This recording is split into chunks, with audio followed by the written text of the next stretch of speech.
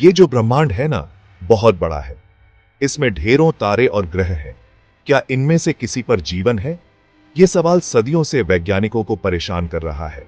हाल ही में एक भारतीय वैज्ञानिक निक्कू मधुसूदन और उनकी टीम ने एक एक्साइटिंग खोज की। उन्हें एक दूर के ग्रह पर जीवन के संकेत मिले। इस ग्रह का नाम K2-18b है। यह बहुत बहुत दूर है।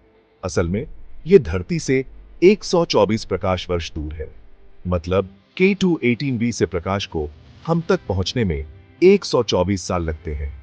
यह खोज एक विशाल ब्रह्मांडीय पहेली में एक छोटा सा क्लू ढूंढने जैसा है। लेकिन यह बहुत इंपॉर्टेंट क्लू है। यह हमें बताता है कि शायद हम ब्रह्मांड में अकेले नहीं हैं। एलियन जीवन की खोज विज्ञान के सबसे रोमांचक एडवेंचर्स में से एक है। यह अनजान में एक यात्रा है और यह सब तारों को देखने से शुरू होता है। निक्कू मधुसूदन एक ब्रिलियंट साइंटिस्ट हैं।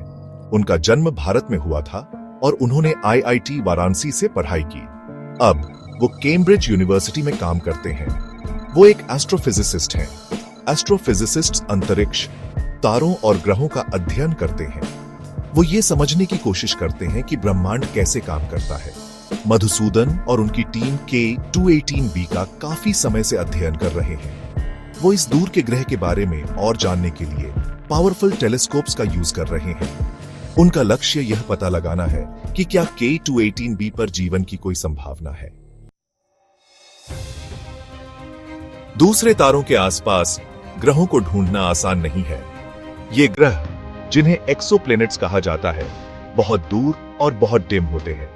लेकिन 2009 में नासा ने केपलर नाम का एक स्पेशल टेलीस्कोप लॉन्च किया। केपलर का मिशन एक्सोप्लैनेट्स को ढूंढना था। केपलर ने यह कैसे किया?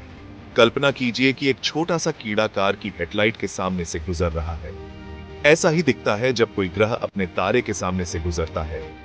केपलर ने हजारों एक्सोप्लैनेट्स खोजे। उनमें से एक K2-18b था। यह खोज बहुत बड़ी बात थी। इसने हमें दिखाया कि K2-18b जैसे ग्रह ब्रह्मांड में कॉमन है। सेक्शन 4, K2-18b, बड़े राज वाला मिनी नेपट्यून। K2-18b पृथ्वी से बड़ा है, लेकिन नेपच्यून से छोटा है, इसलिए वैज्ञानिक इसे मिनी नेपट्यून कहते हैं। यह K2-18 नाम के एक रेड ड्वार्फ स्टार की परिक्रमा करता है। यह तारा हमारे सूर्य से बहुत ठंडा और छोटा है। K2-18b अपने तारे के हैबिटेबल जोन में स्थित है। इसका मतलब है कि इसकी सतह पर लिक्विड वाटर के लिए न तो ज्यादा गर्म है और न ही ज्यादा ठंडा। वैज्ञानिकों को लगता है कि K2-18b पर बहुत सारा पानी हो सकता है। कुछ का तो यह भी मानना है कि इसकी पूरी सतह पर एक विशाल समुद्र हो सकता है। लेकिन अगर यह समुद्र है तो उसमें क्या है?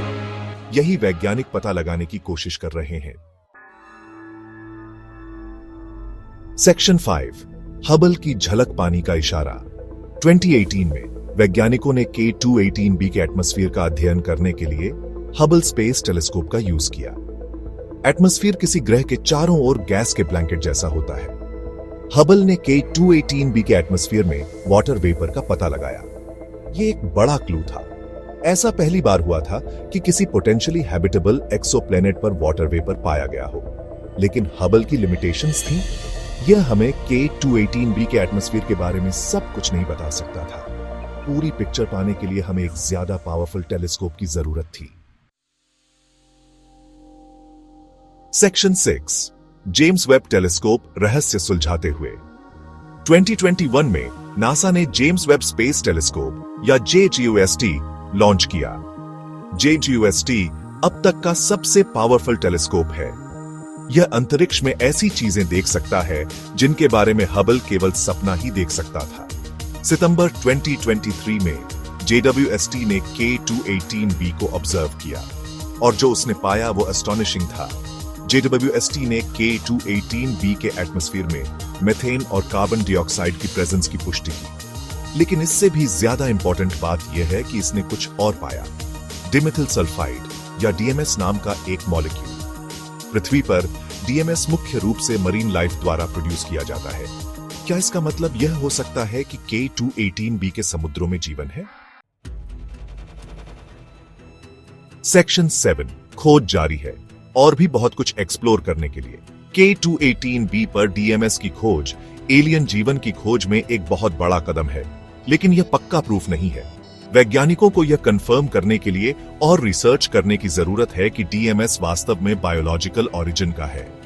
यह पता लगाने की क्वेस्ट कि क्या हम ब्रह्मांड में अकेले हैं जारी है, और निक्कू मधुसूदन जैसे वैज्ञानिकों के डेडिकेशन और JWST जैसे टेलीस्कोप्स की इनक्रेडिबल पावर की बदौलत हम इस सदियों पुराने सवाल का जवाब देने के अब तक के सबसे करीब पहुंच रहे हैं। ब्रह्मांड अजूबों से भरा है और हम अभी उन्हें एक्सप्लोर करना शुरू कर रहे हैं।